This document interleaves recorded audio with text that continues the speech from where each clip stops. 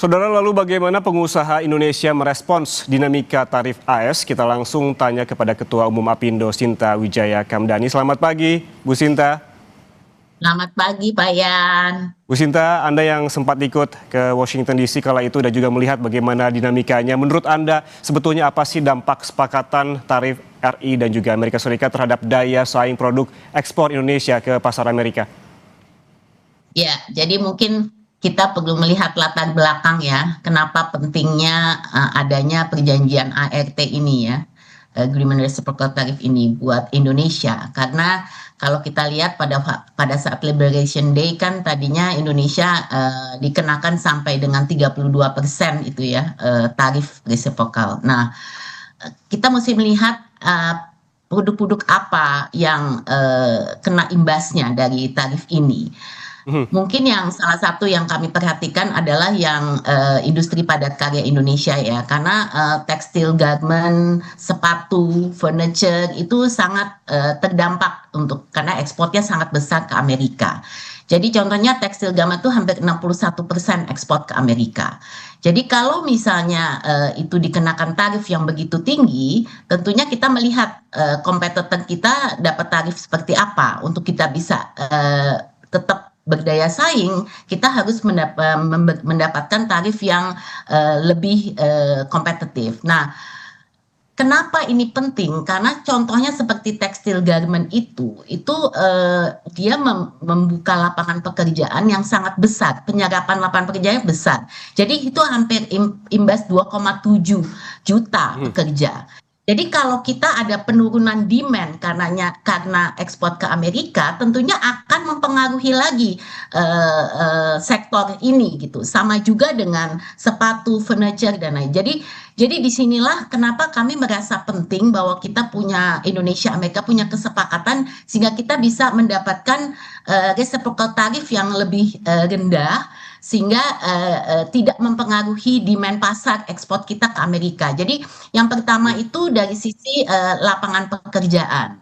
Nah, kemudian kalau kita lihat kedua, tentunya dilihat dari segi konsekuensinya buat Indonesia untuk bisa menurunkan defisit, kita juga harus beli lebih banyak dari Amerika. Nah, sebenarnya apa sih yang dibeli dari Amerika? Nah, yang bisa dibeli Amerika itu kan seperti gas, kemudian kita lihat produk-produk pertanian. Ini produk-produk banyak yang hubungannya dengan bahan baku penolong yang juga memang dibutuhkan Indonesia, tapi mungkin selama ini Indonesia tidak import sepenuhnya dari Amerika. Jadi kita import dari negara lain, sehingga kita perlu men-shift import kita menjadi import dari Amerika. Jadi contohnya kalau untuk tekstil garment tuh kapas gitu, kita bisa import lebih banyak kapas. Tentunya kita bicara soal kedelai, soal wheat ya, terigu. Ini kan juga terigu sangat penting buat Indonesia. Kita masih import dan ini juga kita bisa import lebih banyak. Jadi kita juga melihat produk-produk yang kita bisa beli dari Amerika itu memang yang dibutuhkan Indonesia. Dan kita perlu shift aja gitu. Jadi ini bukan sesuatu tambahan baru. Dan yang ketiga mungkin yang sangat penting adalah kita perlu memang tadi untuk daya saing kita perlu kepastian itu memang struktur daripada cost kita di dalam produksi di Indonesia ini kan belum kompetitif negara tetangga ya. Jadi struktur cost kita contohnya nih kalau dibanding sama Vietnam itu kita lebih tinggi gitu. Karena apa? Karena logistik cost kita, labor cost kita, energy cost kita ini semua lebih tinggi daripada Vietnam. Sehingga kita perlu mendapatkan kebijakan khusus gitu untuk ini. Nah, makanya kami tentunya apresiasi bahwa di dalam perjanjian ini tidak hanya kita mendapatkan penurunan tarif, tapi juga mendapatkan waiver ya 0% waiver untuk awalnya ini kan tekstil garment ya kita mendapatkan 0% untuk lebih dari 1.860 jenis ya untuk tekstil garment dan ini bisa mendapatkan dengan kuota ya dengan kuota tertentu. Jadi tarif ini akan jelas membantu produk kita supaya jadi lebih kompetitif. Nah ini yang mungkin sangat penting untuk dicermati gitu bahwa di dalam aturan ini memang kita juga akan mendapatkan waiver ya, waiver di dalam perjanjian ini kita juga akan mendapatkan waiver untuk produk-produk tertentu dari Indonesia, Oke. kokoa, kopi, palm oil kita kan juga besar ya ke Amerika. Oke, berarti untuk daya saing ini perlu kepastian. Ini artinya bagaimana sikap dari para pengusaha di Indonesia, Bu? Apakah seperti Ibu bilang tadi terkait juga dengan perlu kepastian, artinya apakah ini wait and see terlebih dahulu? Ya, tentunya kalau dengan adanya Supreme Court, kan pertama kita mesti sadari ART ini kan di dalam perjanjiannya menyatakan ratifikasi 90 hari, ya kan? Jadi bukannya kemudian langsung efektif gitu. Jadi ada proses ratifikasi di masing-masing negara dulu gitu. Nah, dengan adanya keputusan daripada Supreme Court Amerika, tentunya ini mempengaruhi ya. Jadi kita juga mesti melihat nih sekarang kepastiannya seperti apa dari sisi keputusan ini. Karena di dalam keputusan Amerika ini kan mereka kemudian menerapkan yang namanya global tarif baru untuk semua karena dibatalkan Emergency Act-nya kan dibatalkan. Jadi berarti kan mereka harus menetapkan global tarif baru dengan menggunakan section baru ya. Jadi mereka tuh memakai section 122 nih ya sekarang yang dilakukan oleh Trump. Sehingga section 122 ini walaupun masih diperdebatkan tapi ini yang digunakan Trump sehingga dia sekarang jadiin rata. Oke, 10% kemudian dia naikkan sekarang 15% gitu. Tapi kan nilai itu masih tetap lebih rendah dari yang selama ini kita sudah bayarkan which is 19%. Jadi kita masih menunggu kapan ini benar-benar bisa akan terrealisasi ya, tapi mestinya ya semuanya dengan sendirinya sekarang mendapatkan global tarif yang sama gitu. Sementara untuk exception yang didapatkan Indonesia, kita masih menunggu keputusan dari USTR dan pemerintah Indonesia nantinya apakah ini juga bisa tetap diberlakukan yang 0% itu. Oke, Bu Sinta, kalau kita melihat dinamikanya seperti yang kita bahas sebelumnya di tahun lalu bahwa Amerika menerapkan tarif dagang 32%, kemudian diturunkan setelah ada negosiasi ke 19%, kemudian MA Amerika Serikat ini membatalkan dan Trump kembali mengemukakan soal tarif 10% dan meningkatkan lagi menjadi 15%, artinya lebih rendah dibandingkan kesepakatan kita sebelumnya di 19%.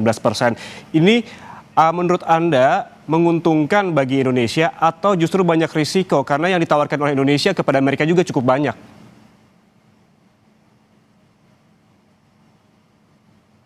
Maaf terputus ya. Bu Sinta? Jadi yang ditawarkan, maaf terputus tadi apa? Yang ditawarkan apa?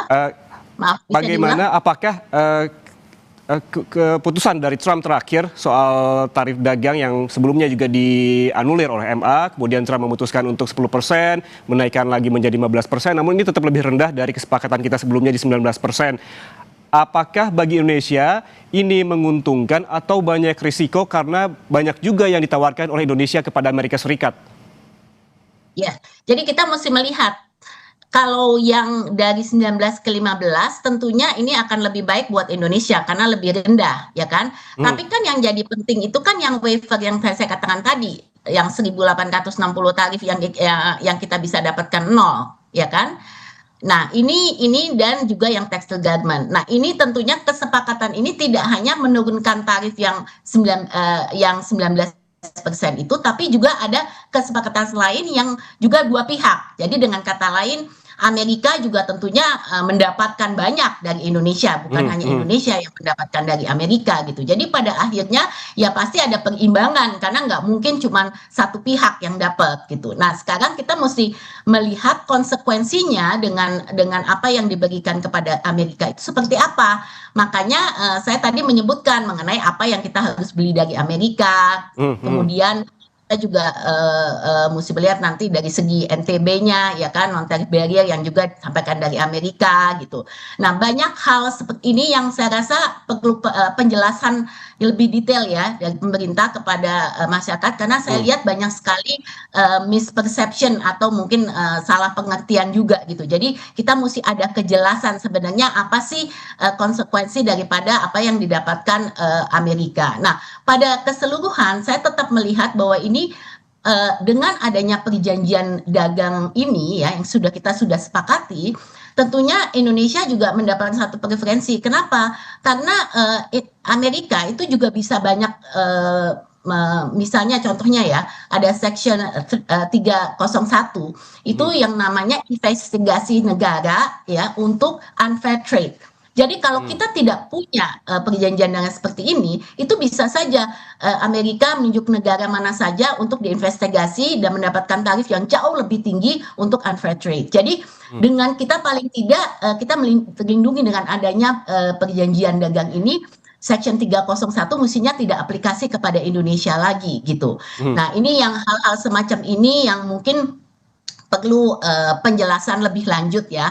Yang pasti buat Indonesia saat ini, buat pelaku usaha, kita memang perlu kepastian gitu. Karena tentunya dinamika di Amerika ini berubah-ubah, sangat membingungkan. Tapi prinsipnya kan kita sudah punya satu perjanjian dan tidak mungkin Amerika kemudian semena-mena saja tidak juga menghargai apa yang sudah disepakati.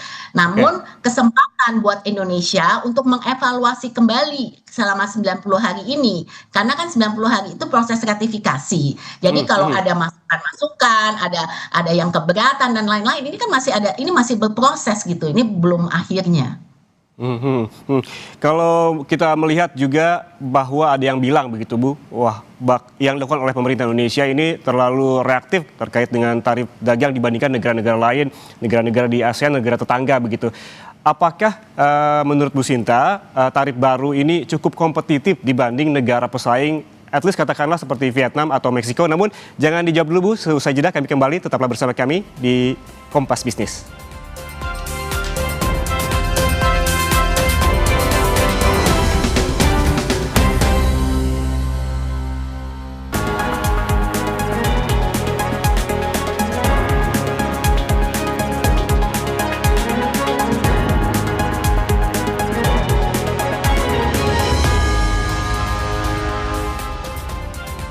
Saudara, kita lanjutkan perbincangan dengan Sinta Wijaya Kamdani, Ketua Umum Apindo. Bu Sinta, ini apakah tarif baru ini menurut Anda kompetitif dibandingkan negara pesaing seperti Vietnam dan juga Meksiko? Dan apa rekomendasi dari Apindo kepada pemerintah agar kesepakatan ini benar-benar menguntungkan pelaku usaha nasional? Ya.